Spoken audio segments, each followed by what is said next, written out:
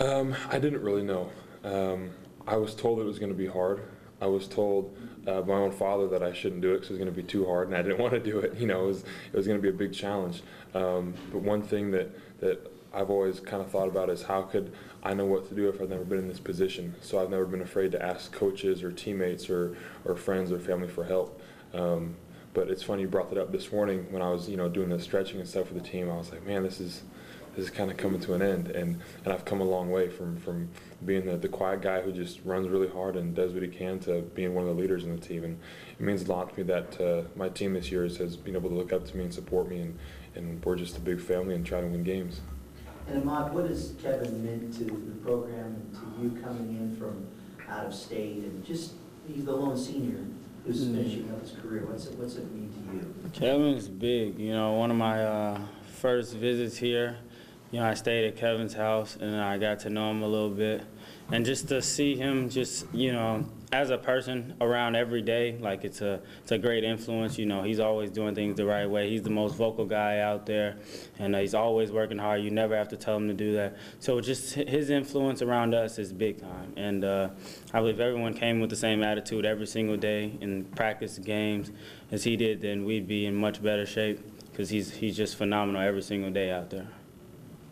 Kevin, I don't want to go back too much with the Civil War games. I know that was tough on you guys, but the Garrett Sim and Jared situation without the technicals, it kind of looked like you were John with Sim a little bit, and I know you guys go back as friends. Were you John? No, what happened was the timeout was happening, and Ahmad had just done something good, so I was going over to go to my man Ahmad, like, oh, good job, and Garrett happened to be in the way of us, and there was no malicious intent of myself to bump him or talk to him or anything, but it's a Civil War, and you graze elbows, and all of a sudden it's a battle for some reason.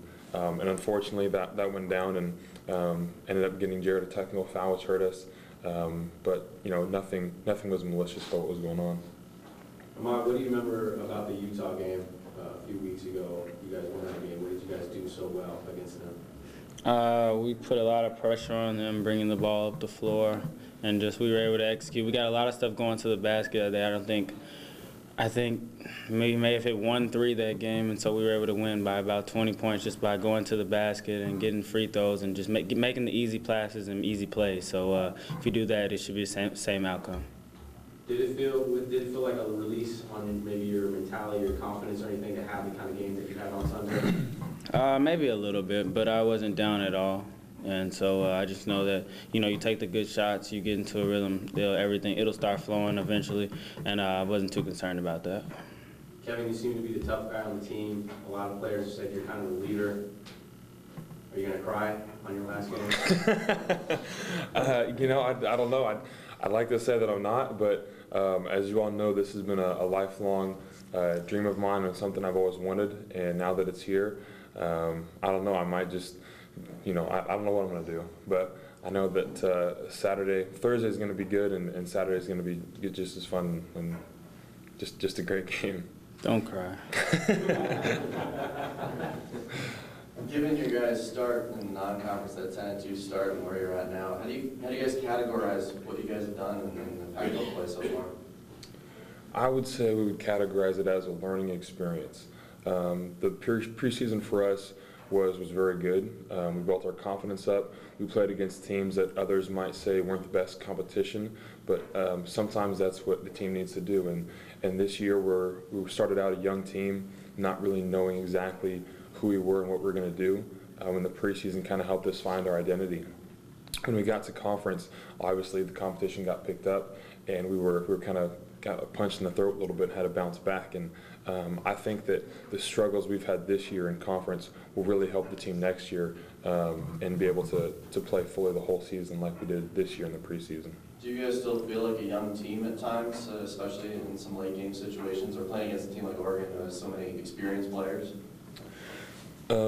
I wouldn't say that we feel young anymore. I would just say that, kind of like I said earlier, we've never been in this situation before, and so sometimes it's hard to know how to act. You know, if we're at home and it's a civil war and we're down by 8 or 6, you know, we got to know exactly what to do to make it 6 points and 4 points and 2 points, and not say, well, you know, we'll just hopefully this play goes well and then go from there. You know, we have to learn from our experiences so next year when that comes to be in that situation, we know what to do. Despite the losing streak now, obviously you guys still have the 2 more home games and then the tournament. What's sort of the mentality going forward now, knowing that if you win from here on out, you can still really get your end goal, or the goal that you guys set at the beginning of the season was to get to the tournament? Yeah, it's tough with the losing streak we've had. No one likes to lose. But we've put the losses behind us, and everyone's just focused on Utah on Thursday. And hopefully we'll play like we can and get a win then. And then we'll just focus on winning one day at a time and see how far that can get us. Other than winning, you know, these final 2 games here, is there some other goal that you guys would like to accomplish in these final 2 games? Other than winning the 2, I'm not so sure. Well, maybe just building the vocal, you know, how vocal we are on the court to each other, whether it's encouragement or getting on each other when we need to. And so just someone also stepping up and doing that, whether it be on the vocal side as well as just playing on the court, just making things happen when we need them to. Yeah, I think that Ahmad's right. You know, there's no real bigger goals than winning the game. However, there are things that we'd still like to improve upon. Just because we have, you know, 2, 4, 6, 10 games left, whatever that number is, doesn't mean we want to stop working on things. We want to get better at, you know, talking on defense and getting back in transition. And there are smaller victories that we'd like to have, but I believe the main goals would be to win and yeah, keep winning. You know, at times it seems like you guys can play with anybody. It seems like you're an extremely talented basketball team, but sometimes the wins just don't come. What do you feel like the team is really missing? Someone, like I kind of said before, someone just to step up and make things happen when they need to. You know, at different points, they've been different people here and there, and obviously that's shown up. But it just needs to be happening on a consistent basis. And there's always like a 4-minute stretch or a few plays here and there that kind of separates the game for us. But it's always right there in the mix. So we have to just eliminate that factor and stay strong, and we'll be able to pull out all those games. Utah coming in this Thursday, they haven't won a game on the road. Why do you think that is? You can't really say. I would just say that just them being just new to the league and just a different feel for everything, going into other gyms and things like that may affect them here and there. And they're looking to build that program as well, so they're on the up right now. So